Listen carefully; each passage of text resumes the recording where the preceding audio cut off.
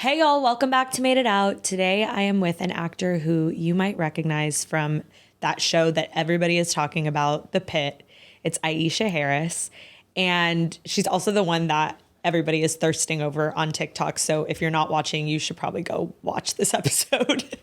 We talk about just kind of her life story, her coming out, and how she found community, specifically Black community, and how we can merge our white queer communities and Black communities and show up for each other and be better allies.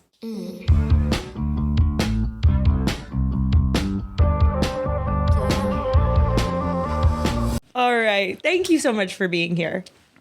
I'm glad to be here. I was so happy we met Matthew and this all worked out. It's my guy. And I think we're going to have a great conversation. I want to start with just, who are you? Where are you from? What was your upbringing? Who am I? Well, my name is Aisha. I'm from Long Beach originally. I've always been a person who's like my sister said, like always done my own thing. You know what I mean? Like I'm a stickler for like timing. So like I think things will come in their due time. I'm a very patient woman. You know what I mean? So like I will go and explore. I feel like things are for me. They will be there when I get back.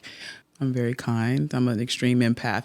I think so much so that I have to kind of stay out of the way because like things on the news, it breaks my heart. Yeah, things break my heart easily. Did the trust and this kind of patience in just like, you know, and moving toward your own path come from faith or? I would say it came from watching the discipline of my father. The patience of my mother. They are both religious. My mother was somewhat religious. Towards the end of her life, she's passed on. She got more religious. My father is a devout Muslim. So I got a lot watching him and his consistency and seeing that you can be consistent in anything and it will show like the fruits of your labor. So yeah, I got that from him. What were the messages that you received about queerness when you were growing up? I don't know if I got direct messages. My mother knew I was queer from a very young age, but we didn't really talk about it. And not in a, we're not talking about it. It just, I didn't really know what was going on with me. It was like one of those things where like I didn't have a boyfriend or a girlfriend growing up, you know what I mean? So I would say there was some off-putting things because there would be like jokes every now and again. Like Jerry Springer was on and it'd be like, you know, some kind of like overarching, nothing like, you know, very pointed, but enough to have a radar up. Like, is this going to be cool if this happens to be me? Yeah. You know? And then my mother was very, very supportive. Me and my father had some moments, but those soon passed, you know? And the rest of my family and friends have been, you know, I never had a boyfriend. So it was kind of like, you know, like, so it wasn't that big of a stretch. Shock, yeah. When did you start to realize that you were queer? Gosh, I would say around, I mean, the word queer wasn't in my head, right? But I knew something was different around like 6 or 7. Oh, wow. Yeah. I really liked my neighbor, Kyla. Yeah, shout out to Kyla. I don't know where you at, girl.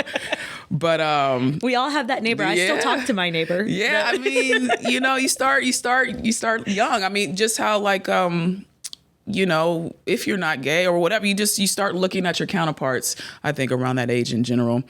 And I remember, so my mother would never go through my things. Like, you know, some parents, they'll go through, sift through your shit. Right. And so my homeboys, they used to have like porno tapes, you know, when we was growing up, you know what I mean? Like, this is the 90s, you know? So it had these porno tapes and they'd be like, yo, can we hide your tapes under your bed? You know, we know your mom doesn't. And so I'd be like, okay. But then I would watch them. Right?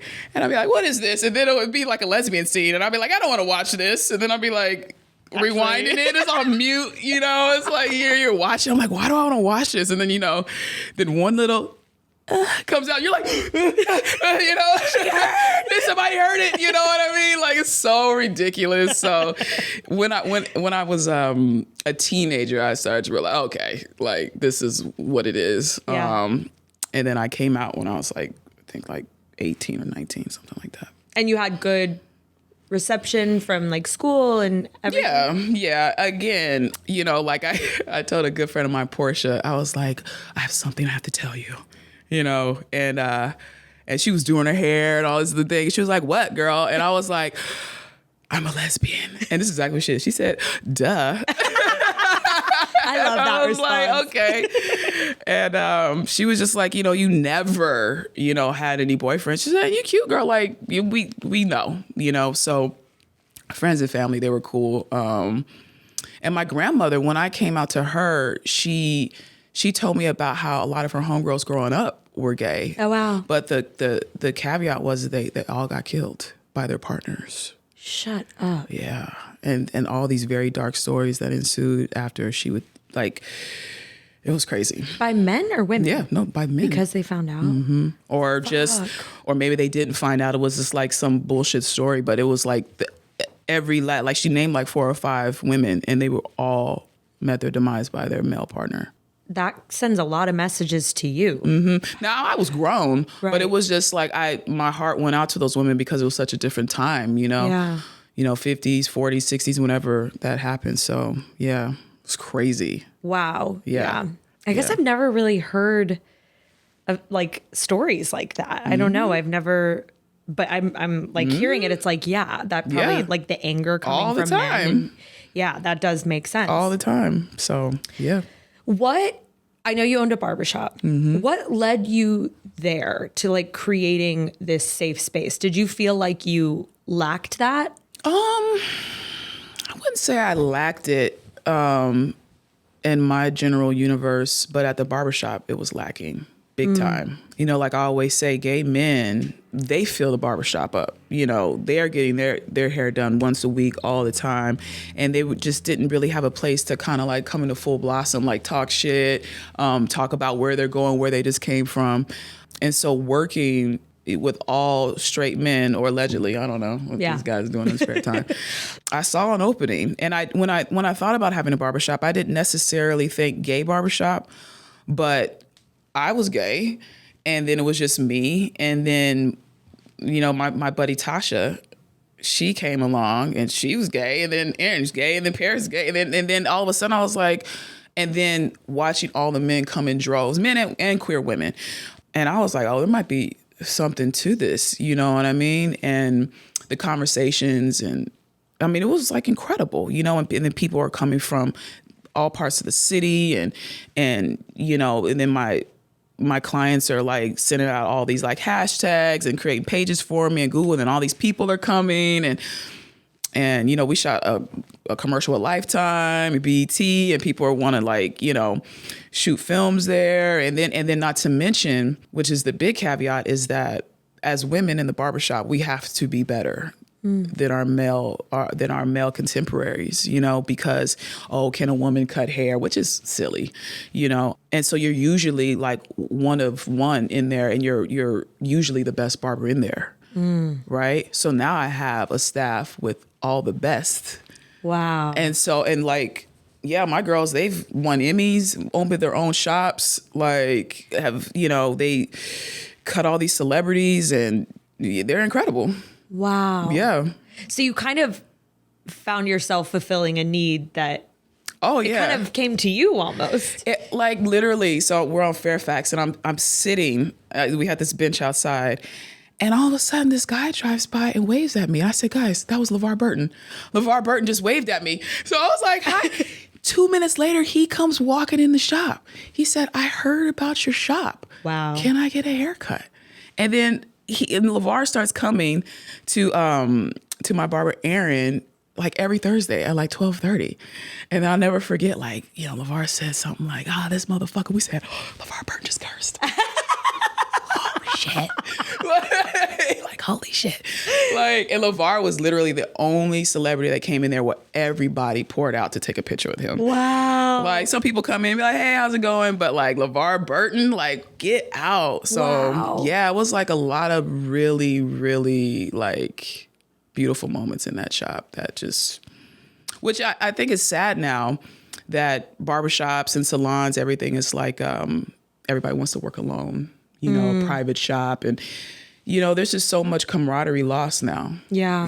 There's so much skill set that's almost like gatekeeping, because you're watching, your peer cut. You might take something, you might see something. It's like working alone as a tattoo artist. You can never get better, Right. Yeah. So, because I have thought about like reopening a shop, even if I'm not on the floor, but people just, it's not the wave anymore, unfortunately. I hope it comes back to that, That though. is so sad. Yeah.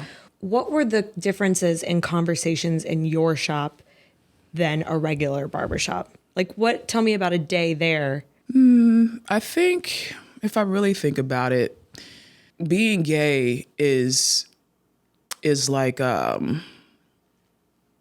was like a thread through the shop. Mm-hmm. But the more common thread is that we're all Black. Mm-hmm. And that's something that you can't guess if I'm Black or not. Mm-hmm. Right. So it was more having a space to be Black and to be unapologetically Black and ask questions and express yourself in a particular way with your peers and not be judged. Mm-hmm. And also, there are very few places for Black folks to be in a safe space, excuse me, and just talk for free.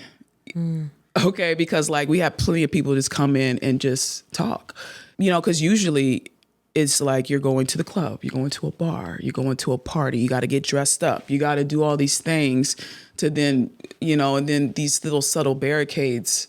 You know what I mean? You coming in the shop, you might look crazy. You know what I mean? You might be in your sweats. You might just be doing whatever. And then we're having a conversation about God. I mean, so many beautiful things, so many intense things. As Black folks, we talk with a lot of passion. You know what I mean? So, you having like some real discourse in here. And then at the end of the day, you got your haircut, you looking good. And then you can go about it and really get something from it. And I think that's what I miss the most is just community. Yeah. It kind of brings up an interesting topic that actually Talon and I have talked quite a bit about, is this kind of separation between the white queer community and Black queer community. Mm-hmm. And I think there's an interesting conversation there as to why and what the differences in those spaces are and bridging them. Mm-hmm. Do you have like a tipping off point? Do you have thoughts about that? Sure, I have thoughts. Safe space. I think if you think about it a little deeper, it's not just about Black and queer, white and queer, Black and white queer folks not kicking it. It's more like we got to get to Black and white folks just spending time in general, right? Mm-hmm. I feel like we spend a lot of time in high school and college, and then we start to tribe off a little bit, you know what I mean? For many different reasons, So, and I do find it that we should be able to come together on that common ground, you know what I mean, of the gay community. I'm not sure why we don't. It's kind of hard to really pinpoint it, other than I just think we live in a really, really separatist society in general. You know what I mean?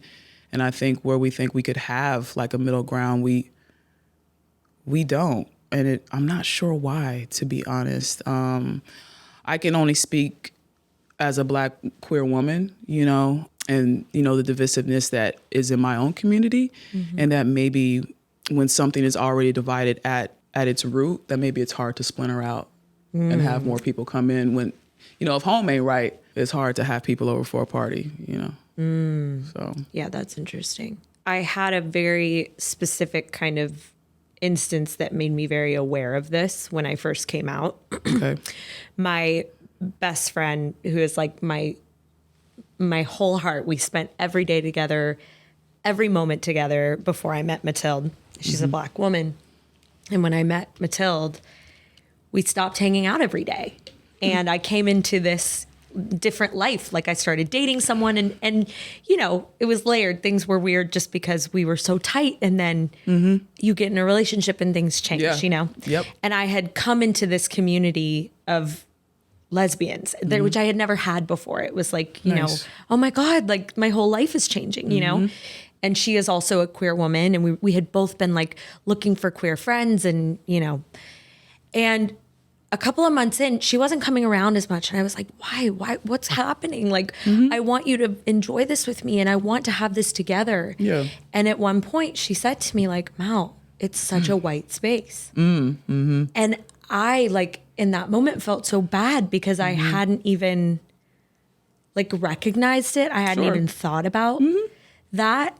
And so it's something that like now I'm very conscious of and just like her need for Black queer community, not just queer community. Yeah. But it's just interesting like that we were so close and I love her so much. And like that was my bad that I didn't. Are you guys still close? Of course, yes. Okay, good. And it was something that we've worked through and, but she's still like, this is not her space, unfortunately. And I, as much as I want to give that to her, like that's something that she needs, but it just made me more conscious of like, wow, like it really is so divided. And how can we bring these two sides together? And then it's like, we brought Talon on a vacation with us and she was like, this is the whitest vacation I've ever been on. We're like crafting and it's giving White Lotus, honey. What's happening? It's like also hard because we're so well intentioned, but it's like, I know that the spaces are very different, so there's so many layers and it's like it's okay for it to be different. Right. It's okay if you want to hang out with your white homegirls or you want to hang out with your Black homegirls. You want to make it like, I think because things can just be so shitty that we look at things like it's like it's an aggressive act. It's like you're white. You got white homegirls. It's like, and that's okay. Like don't feel anything about it. You know what I mean? Now if it's, rooted in some weird shit, that's something else. But if you just, have your circle of friends, it's not a big deal. I don't think. Yeah. Not at all. I kind of want to hear just about like the Black queer community, like the differences and like, because you mentioned on the phone the other day, like you guys kind of date different and you meet up in different places and things like that. So I just kind of want to hear your experience. Dating, let me tell you, two Black women together, what a powder keg of energy. Like I love my women, so there is a kinetic connection, that cannot be quantified. And there is nothing wrong with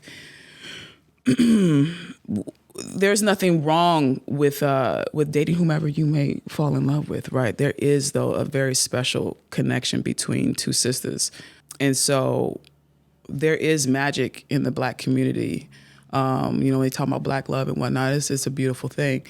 There is some divisiveness, and I think that comes from the Black straight community that then kind of seeps into our community, unfortunately. Again, I can't talk for everybody, but I can only talk about my experiences.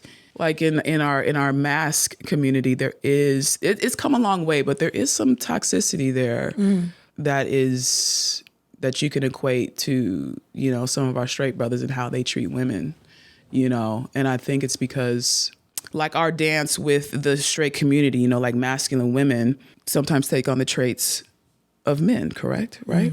And speaking about like a Black woman, she may be taking on some masculine traits of a straight man that I find baffling sometimes because they're taking some of the most low vibrational traits that it confuses me. Like we have burst out of this box to be gay women, gay Black women at that, and then you kind of insert yourself back into this smaller box of being almost a homophobic Black man.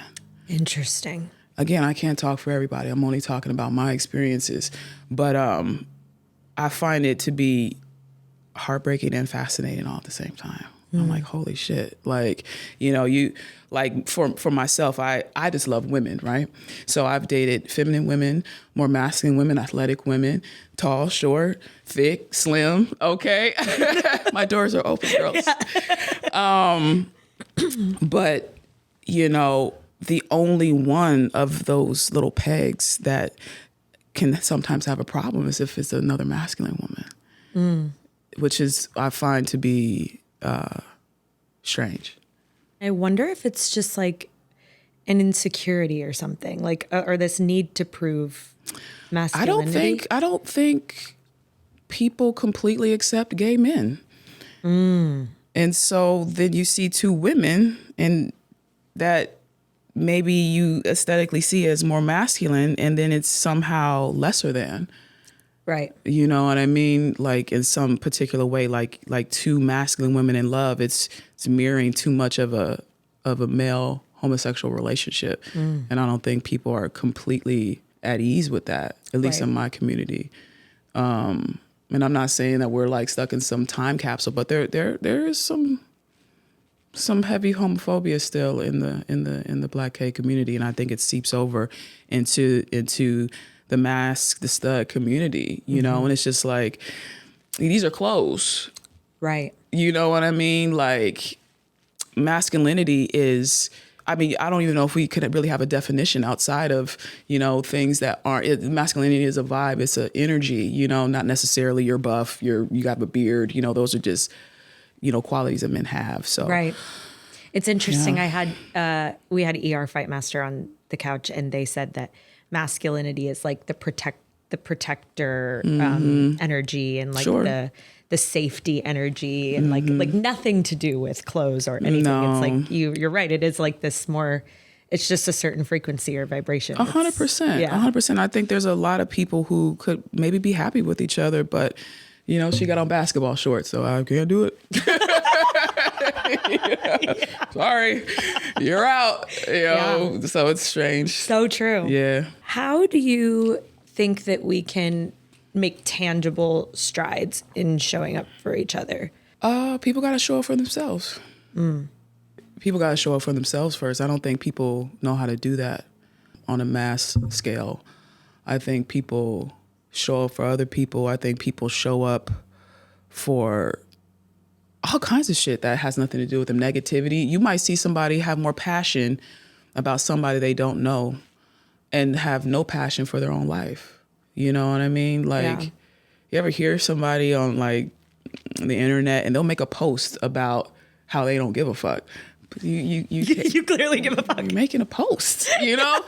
Yeah, I mind my own business, and you know, like, do you? Like, what are we talking about here? So I think, you know, people are so just disengaged and just apathetic and strange, and I just, people have to find themselves first. You know, that's how you build community, with self first. Yeah.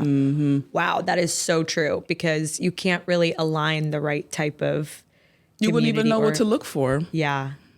Yeah, if you don't know what you want, if you don't know what's special to you, what makes you happy, what makes you sad, what makes you, not what everybody else is doing, but you, there is no way that you can pull somebody in and it be a safe space or a productive one at that. You know, it'll just be all the surface bullshit that we're dealing with right now. You know what I mean? Which is like, people ask like, why I don't, you know, because I was such a social butterfly. I still am, you know, with the barbershop, you have to be. But also like, I have found myself being a little reclusive, because it's like, I'm not interested in like a lot of what people are doing right now, which is just like performative nonsense. Yeah. What do you think is, I actually have a question that is better written than I'm gonna, from your perspective, what do I have queer people, but white people in general, think allyship and solidarity looks like versus what it actually is and requires? You know, I've never really explored it, because I've never looked for my white counterparts to save me in any particular way. So, you know, I think, again, it's how you show up in your own world. You know what I mean? And it not being performative. It's being, you know, I don't need you to donate to a charity. I need you to be a good person. You know what I mean? Like, I don't give a fuck about that other stuff. Yeah. You know, so it's not, there is no magic pill that something, you're going to do something and it's going to wash away, which is why I think history is so important. I'm such a history buff, you know, so that you can know what just happened and then learn to release yourself, black and white alike. But when we can't come to a common ground on what happened, what's happening, that's when things keep repeating. That's when, Band-Aids are used when it needs to be a tourniquet. So there is nothing that can happen other than people not just being good, but being kind and being like perspective versus, what's the word I always say? A perspective versus perception. It's nothing white folks can do, and I would encourage my white brothers and sisters to get past that and learn how to be better in their own lives. You know what I mean? Seek information, seek history, not what you've been told, not what feels good. You know what I mean? Because shit feels good. You know what I mean? Well, I don't really have to think too hard. Instagram feels good. I don't have to think. I can just scroll. I could pluck the best picture I took today, and I can make everything just rose-colored lenses, I think if we deal with the reality of things in your own world, each one teach one. You know what I mean? But no, there is no thing that white folks can do. So allyship, I've never seeked it, but I do know when folks are for me, and that speaks volumes. This reminds me of a TikTok video that I saw after there was an incident at like a town hall meeting, and this woman was basically kind of going back and forth with the guy on stage. And there was these two just like guys who, I'm listening. Do you need to should just say bloop. No, I'm good. These two men come out of nowhere. They're not like cops, they're not anybody. And they drag this woman out of this meeting. They're picking her, and none of the women around her stuck up for her. And it was a black woman speaking in this TikTok that said, white women need to stand the fuck up in these situations, because if you aren't standing up for your own women, then you're not going to stand up for everybody else. And that hit me so hard. And it's like kind of what you're saying is like, we have to show up for each other before we're going to go and promise that we're going to show up for everybody 100%. Else in the world. And people don't know how to fight for themselves, let alone other people. Yeah. Like the fight has been weaned out. People are not passionate. They're only passionate about things that ain't got nothing to do with them. Like get passionate about yourself. Wake up in the morning and be passionate about the day. What's going to happen? Move your body. Call somebody and tell them you love them. Take your dog for a walk. Like just really fundamental things that can, start to bring some joy. A lot of people are just walking around joyless. We've been promised that you can be a millionaire and you can be rich and famous, and we're going to show you all this shit, and at the same time take those tools away from you to even try to maximize your existence. It's a fucked up little do-si-do we're in right now. But I really appreciate you talking to me about all of this. And I think conversations like this are, what's going to help get the ball moving in some people's heads, No, in our head. Yeah, true. Yeah, because that's the thing. Like you can hope to inspire, but this is for us. Yeah. I appreciate you. Yeah. I have one more question. Yeah. What are you working on in therapy or self-development wise? To be kind and gentle with myself. To realize that I make mistakes, but those mistakes don't have to make me as a woman, being able to like accept things, release things, and move on. Sometimes I can just be a little obsessive over the things that can nag at me a little bit, and so to like every day, like just keep releasing and relaxing and just find, all the joy I can, like at every corner, and continue to be patient. You know, like you have a high expectation, you got to have high patience. You know what I mean? If you want to do something, you gotta like settle in.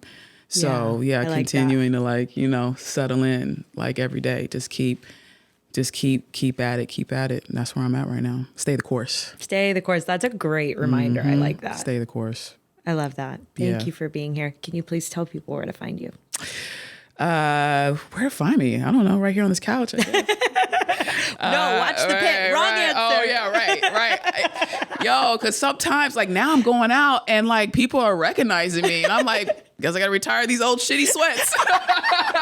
Isn't that the worst? I was like, hi. What? Yeah, the Pit. Wow, oh, man. I'm like a medical doctor jargon. It's crazy. I love that show. It was really quick. Funny story is that they gave me the wrong call time, right? The first day I was supposed to shoot, but I always come to set a little early when I first start. So they call me, hey, Aisha, you know, where are you?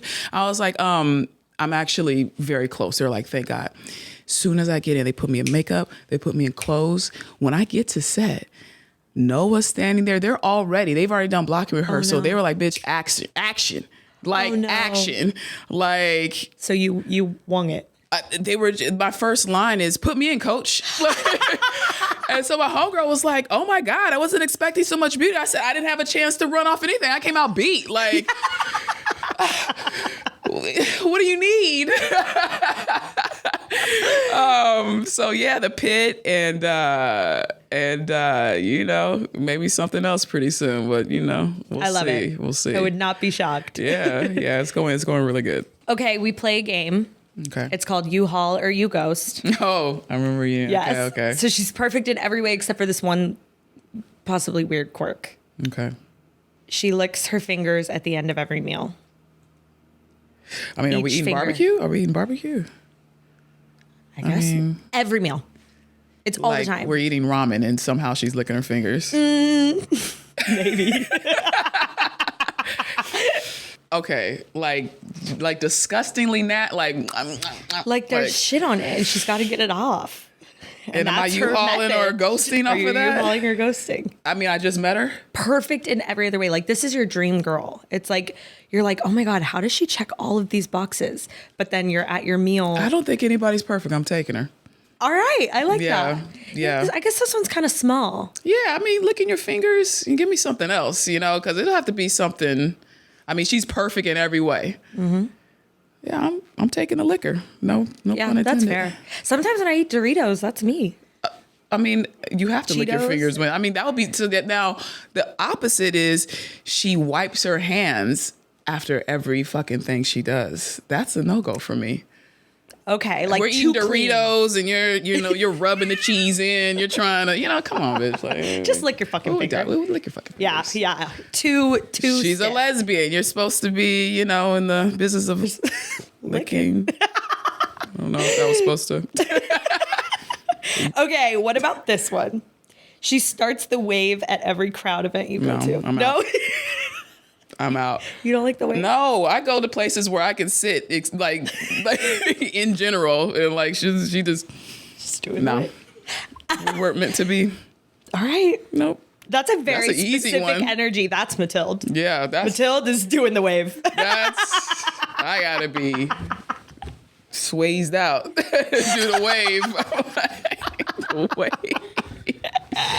Yeah, I'm out. What if she gets the hiccups like once a day? Oh God. I mean, are you weird about noises? No, I am. Well, actually, that's a lie. I can't sleep with somebody who's like a heavy breather. Oh, that's me. And I breathe heavy. It's the fucked up part. It's a projection. Yeah, and I'm like, God, the hiccups.